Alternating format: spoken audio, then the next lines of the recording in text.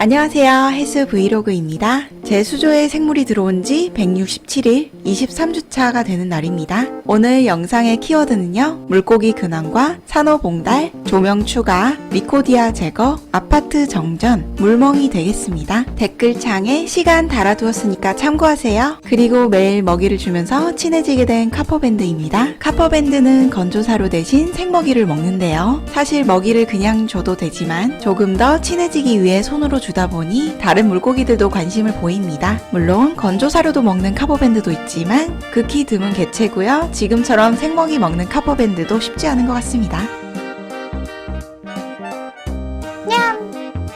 그리고 폭스페이스도 냉동 장구벌레를 정말 잘 먹는데요. 손으로 주고 나서부터는 관심은 보이지만 아직까지는 겁을 많이 내네요.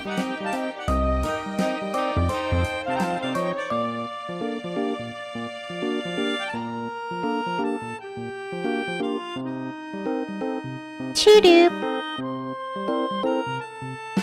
그리고 제가 카퍼밴드를 데려온 지 벌써 3주가 되었는데요. 아직까지 냉동 장구벌레만 먹이면서 생기는 문제점은 없었습니다. 대신 조금씩 자주 급여를 해줘야 되기 때문에 손이 많이 가는 편입니다. 그리고 지금 제 수조의 물고기는 총 14마리고요. 나중에 블루탱이나 옐로탱이 더 커질 것을 생각하면 물고기를 추가로 더 넣는다는 것은 무리인 것 같습니다. 대신 산호를 더 봉달할 생각이에요. 한 5년 정도 지나면 얘네들도 손바닥만해지지 않을까 상상해봅니다.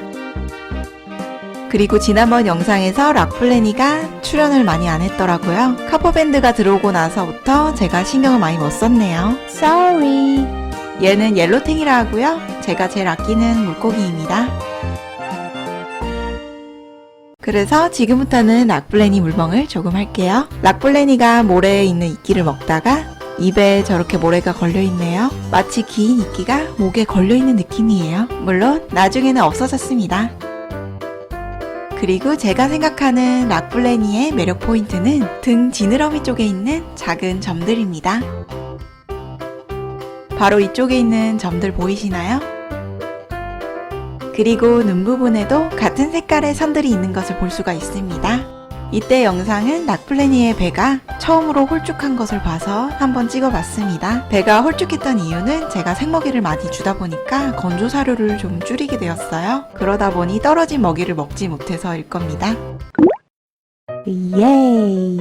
이번에도 즐거운 산호봉달을 했습니다. 산호를 너무 사고 싶었는데 직접 가지는 못하고 마침 택배 거래가 있어서 사게 되었습니다. 포장도 정말 꼼꼼히 해주셔서 잘 받았답니다. 그런데 이렇게 작은 앤지는 몰랐네요. 방금 보신 첫 번째만 글로브 폴립이라고 하는 산호고요. 나머지는 스타 폴립이라는 산호입니다. 원래 산호가 물 밖에 있을 때는 정말 볼품이 없지만 물속에 들어가면 달라진답니다. 아직 적응 중인 글로브 폴립이고요. 얘도 입수 직후의 스타 폴립 모습입니다. 얘는 동그란 프렉이 신기해서 구매를 했고요. 얘도 스타폴립인데요. 총 3개의 스타폴립과 하나의 글로브 폴립으로 구매했습니다. 제가 스타폴립을 구매한 이유는 처음에 스타폴립을 죽여 먹은 적이 있어서 이번에 다시 도전해보고 싶었기 때문이에요. 점점 적응하면서 팁이 나아지고 있습니다. 하지만 저 동그란 스타폴립만 팁이 안 나와서 조금은 아쉬웠습니다. 그리고 저 소라게는 제가 바닷가에서 잡아온 소라게인데요. 수조에서 가장 오래 산 소라게입니다. 아직도 열심히 청소 중인 모습입니다. 그리고 다행히 글로우 폴립이 팁은 보여줬지만 너무 작네요. 이번 영상에서는 조명을 추가로 달아줄 건데요. 그래서 콘센트를 하나 구입했습니다.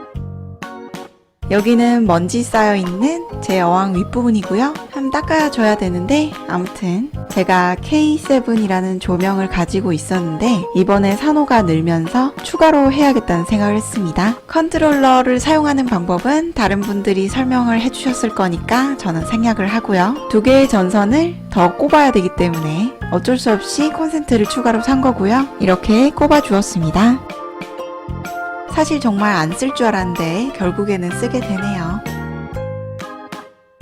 그리고 얼마 전 리코디아라는 산호가 디지타타라는 산호를 지지는 바람에 이쪽 부분이 하얗게 죽어버렸습니다. 바로 밑에 있는 애가 리코디아라는 산호예요. 너무 빠른 성장으로 다른 산호들을 피해줄까봐 제거를 하기로 했습니다. 바로 이 나이프로 살짝살짝 떼줄 생각인데요. 사실 죽일 생각은 없고요. 다른 곳으로 옮겨주려고 했는데 하필 리코디아의 궁둥이가 굴 안쪽에 붙어 있어서 도저히 뗄 수가 없었습니다. 아쉽지만 대신 옆에 있던 작은 리코디아를 떼어주었어요. 저 하얀 실 같은 거는 점액질이고요. 다른 곳에 부착해주고 싶었지만 사라졌습니다. 그나저나 저 리코디아 어떻게 하면 좋을까요? 누가 좀 떼갔으면 좋겠습니다. 그리고 또 한 가지는 믿기진 않겠지만 못생겨진 버블 말미잘이 레더를 지지는 바람에 제가 레더를 옮기는 일이 있었습니다. 제가 레더만큼은 건들고 싶지 않았지만 어쩔 수 없이 자리를 옮기게 되었네요. 에휴.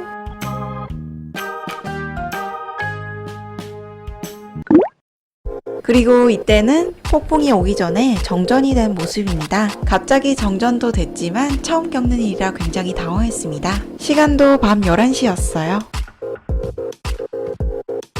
바깥에 보니까 저희 동네 아파트만 정전이 된 것 같더라고요.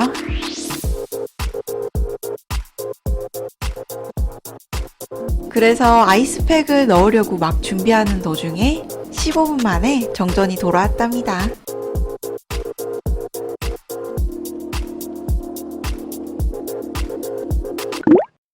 그리고 다음날 날씨도 좋고 바람도 부는 좋은 날 저는 미루고 미뤘던 소금 분할을 하기 시작했습니다. 저는 리프 크리스탈이라는 소금을 쓰고 있는데요. 항상 느끼는 거지만 뚜껑 열 때가 가장 힘든 것 같습니다. 어찌저찌 뜯고 나서 저 손 모양처럼 뚜껑을 열어주면 됩니다. 요렇게 말이지요. 그리고 준비할 것은 저울과 비닐팩입니다. 그리고 저 요리병의 용도는요, 비닐을 씌워서 소금을 넣으려고 했는데 보면 아시겠지만 정말 적은 양의 소금만 들어가기 때문에 저에게는 불필요한 행동이었습니다.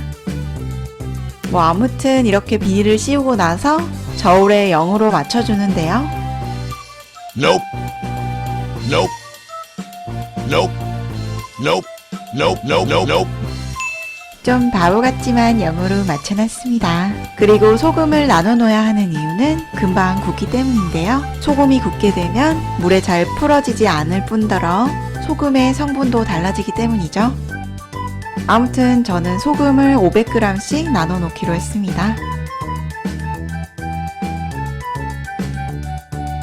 그리고 결국에는 이 넓은 통으로 바꿔서 사용했어요.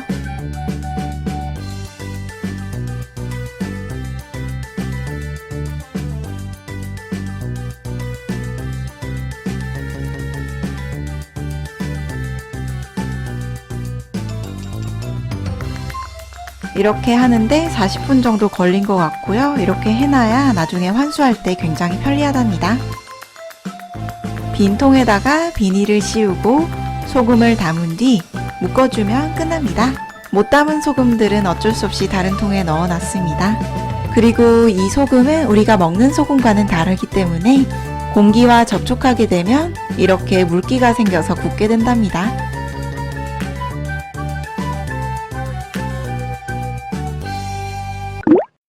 여기부터는 산호들을 보여드릴 건데요. 여기까지 보신 분들이 있을지 모르겠지만 혹시나 저 산호가 무엇인지 아시는 분은 댓글로 꼭 남겨주시면 감사드리겠습니다.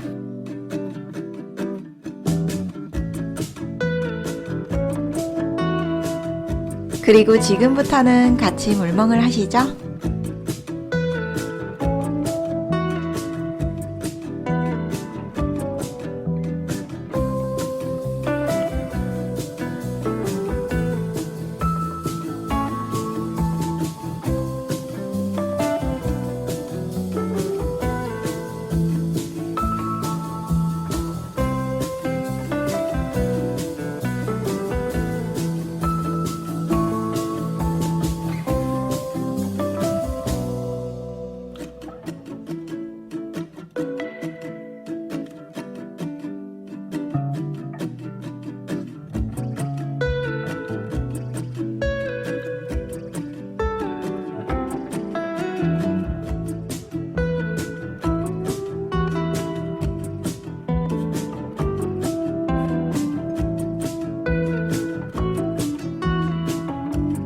이건 말미잘이 또 자리를 옮기고 있는 영상이고요. 오늘도 시청해주신 모든 분들께 진심으로 감사드리며 다음 주 화요일 날도 찾아올게요. 지금까지 해수 브이로그였습니다.